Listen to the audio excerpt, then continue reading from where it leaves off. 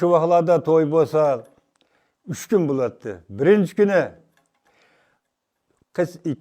kız yigit tarafını mübareklep oğullarning uyida, yigitlarning uyida yel deganni aytamiz. Qizning tarafiga suna bilan bordi. Men yelni bir misra aytib bakay.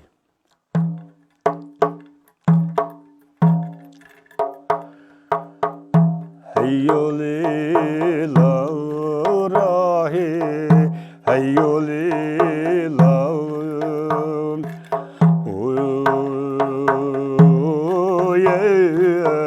hayyoli rahi tepsem sandık eyvoy açılır. Bu yel. Yelde başlığa akşamüstü yiğitin uyda biz çalımız bunu. İkinci güne kızını götürüp gelimiz o naitim oğul tarafı bek hoşallık iş. Kelgendeki iştiği kelgemelerde hoşallıkla şadiyanı çaldı. Şadiyanı çalgan killa ayığını biz ergenizde doğup bilen tarih niyetimiz. Tarih.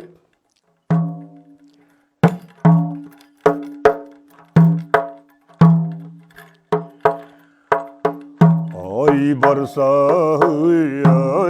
barsayam vay yaz bu olmaydıyım yazsam cenestem vay yar yarim.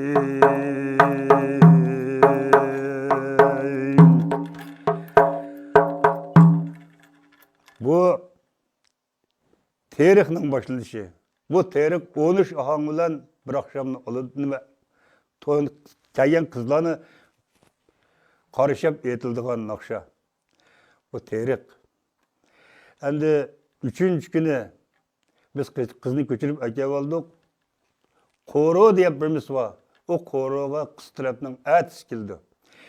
Atisi kelgandan keyin u yerda melis o'ynaymiz. Melisni qiz yigit bir tamda kızlar, bir tamda oğullar oturup bir-birisiga putsab oynaydigan birme. Hem bunu melis maynak aytildi.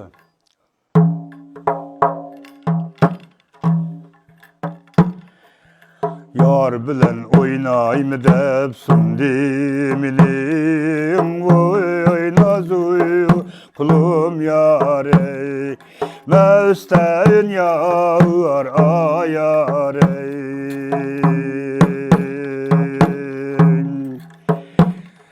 Yarının yağlıqda tansam saqağı aymağım duyu kulum yare meste yağır ayare.